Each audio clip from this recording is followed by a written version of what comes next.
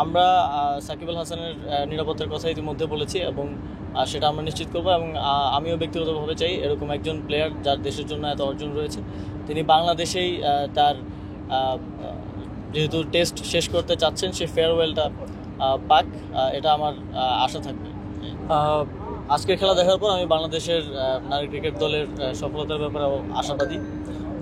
আমি মূলত এসেছি যেহেতু এই নারী বিশ্বকাপটা বাংলাদেশে হওয়ার কথা ছিল, এক্সট্রাঅর্ডিনারি সিচুয়েশনের কারণে আমরা পারিনি, কিন্তু বাংলাদেশি হোস্ট হয়ে দুবাইতে এটার ভ্যালুটা আছে, তো সেজন্যই যেহেতু আমরা হোস্ট সেই জায়গা থেকে পরিদর্শন করা এবং একই সাথে আইসিসি একাডেমি মাঠ ঘুরে দেখেছি এখানকার যেই স্পোর্টস ইনফ্রাস্ট্রাকচার সেটা বাংলাদেশে কীভাবে আমরা করতে পারি এবং বাংলাদেশের স্পোর্টস ইনফ্রাস্ট্রাকচার কীভাবে ভালো করতে পারি আরও এখান থেকে শিখে সেই শিক্ষাটা নিয়ে সেজন্য মূলত আসা আর কি।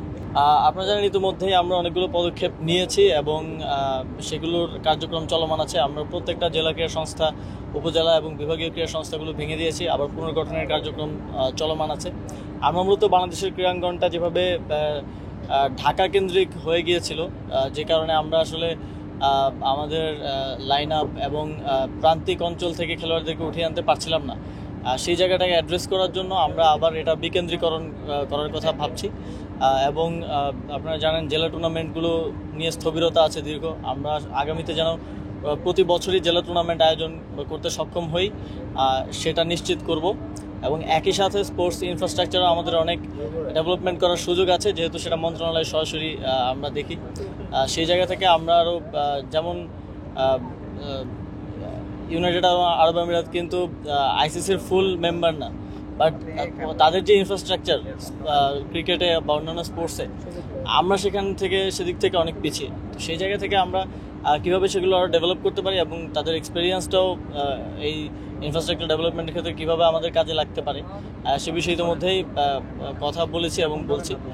সামনের দিনে বাংলাদেশের স্পোর্টসকে একটা অনন্য উচ্চতায় নিয়ে যাওয়ার জন্য আমরা কাজ করব। দেখুন, আমাদের একজন খেলোয়াড়কে অবশ্যই আমরা সর্বোচ্চ নিরাপত্তা দিব এবং যে কোনো ধরনের অভিযোগ থাকলে সেটা তো আইনি বিষয়ে ভিন্ন সে বিষয়ে আমি কোনো মন্তব্য করতে পারি না। আইন মন্ত্রণালয়ের বিষয়ে একটা স্পষ্টতা দিয়েছে। আমরা সাকিব আল হাসানের নিরাপত্তার কথা ইতিমধ্যে বলেছি এবং সেটা আমরা নিশ্চিত করব এবং আমিও ব্যক্তিগতভাবে চাই এরকম একজন প্লেয়ার যার দেশের জন্য এত অর্জন রয়েছে তিনি বাংলাদেশেই তার যেহেতু টেস্ট শেষ করতে চাচ্ছেন সে ফেয়ারওয়েলটা পাক, এটা আমার আশা থাকবে।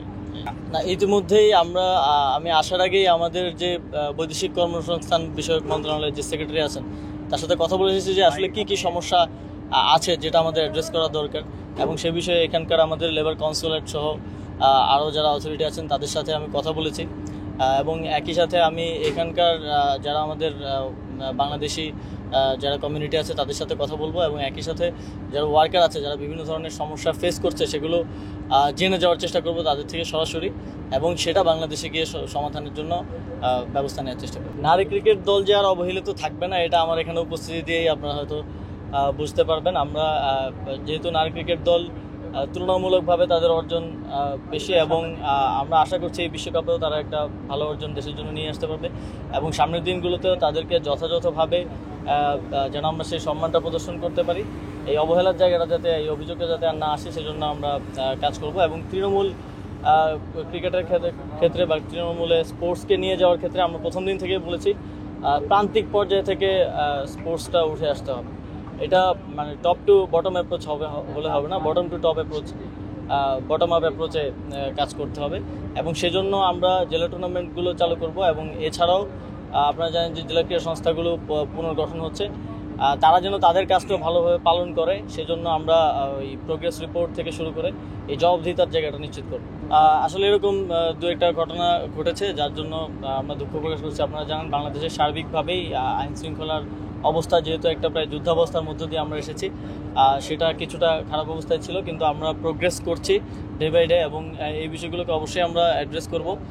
প্রবাসীদের রেমিটেন্স এবং পোশাক খাতে দুইটা দিয়ে আসলে বাংলাদেশের অর্থনীতি দাঁড়িয়ে আছে, তাদের জন্য আপনারা জানেন ইতিমধ্যেই আসিফ নজরুল স্যার যিনি আমাদের বৈদেশিক কর্মসংস্থান এবং প্রবাসী কল্যাণ মন্ত্রণালয়ের দায়িত্বে আছেন তিনি এই বিষয়গুলো অ্যাড্রেস করেছেন। প্রবাসীরা আরও বিভিন্নভাবে নিগৃহীত হয়ে আসছিলেন, সেই জায়গাগুলোকেও তিনি সমাধান করার উদ্যোগ নিয়েছেন এবং এই সরকার আমি বলবো যে যারা এই দেশটাকে টিকিয়ে রাখার জন্য পরিশ্রম করে যাচ্ছেন, পরিবার পরিজন ছেড়ে দেশের বাইরে কাজ করে যাচ্ছেন, তাদের জন্য অবশ্যই আমরা কাজ করব এবং তাদের জন্য স্পেশালভাবে কাজ করব। For more updates, subscribe to our YouTube channel and click on the bell icon. Follow us on Facebook and Instagram. Download T-Sports app to enjoy exciting games and highlights. Visit tsports.com.